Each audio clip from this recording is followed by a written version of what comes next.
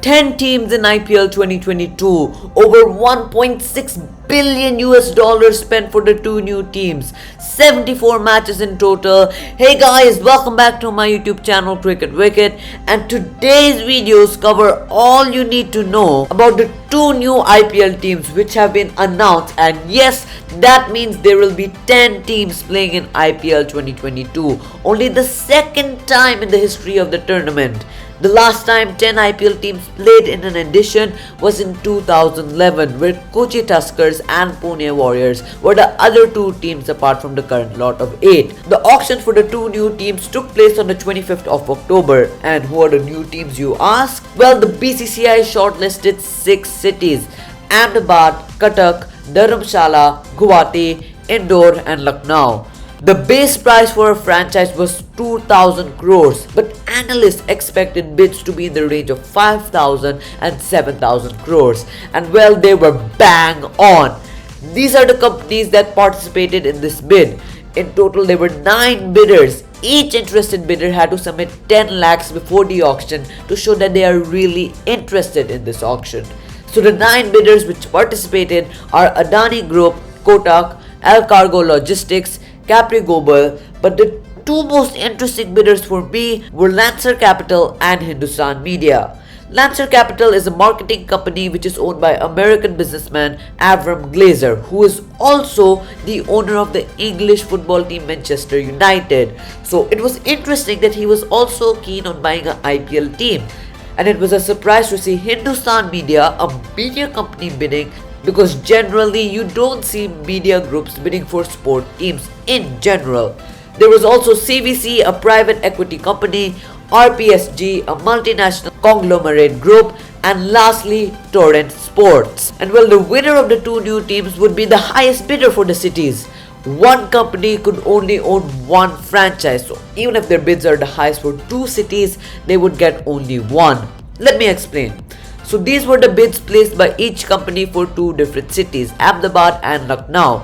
RPSG got Lucknow even though they bid the same for Amdhebad, because the BCCI checked which was the second highest bid for any city, and that was by CVC for Amdhebad. Hence CVC got Amdhebad for a bid of 5,625 crores and RPSG got Lucknow for a bid of 7,090 crores. And I was watching Harsha Bhogle speak the day before, and he said the finance aspect of the world has evolved so much in the past decade.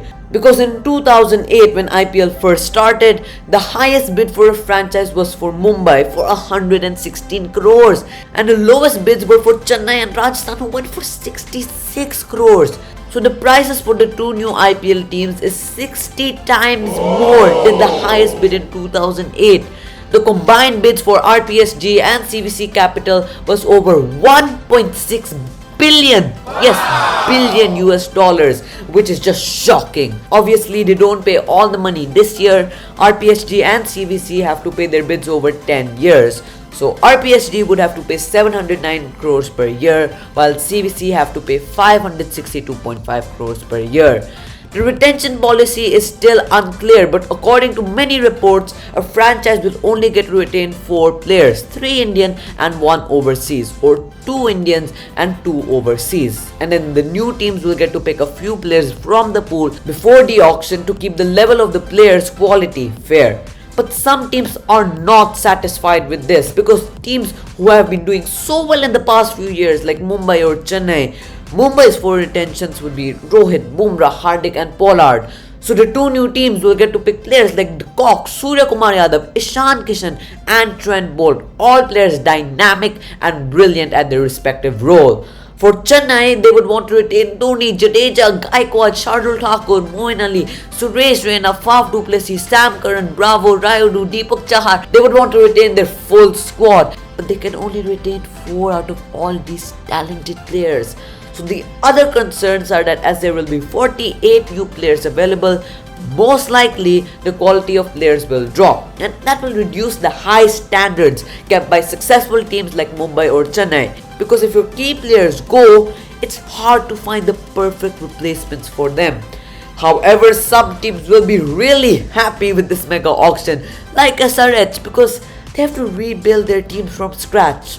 And if you look at players they can retain, Rashid Khan, Kane Williamson, Bhuvnesh Kumar.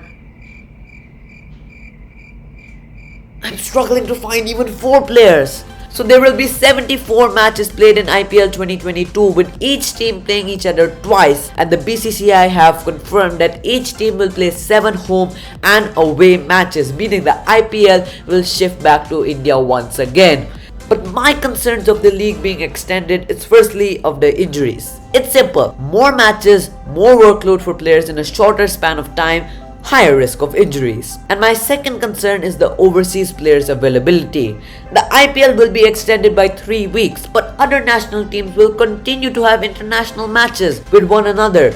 So if countries have a series during the back end of the IPL, they will call their players back for a series. And for the last few crucial matches of the IPL, especially for the knockouts, you won't see key overseas players available. So although the BCCI have earned a lot more money with the addition of 2 new teams, with money comes even more responsibility. So they have to arrange the IPL in the way that they can make sure they tick all criterias. So that's it for today's video. Don't forget to like the video, share it and subscribe to the channel if you're new here. Tata and adios.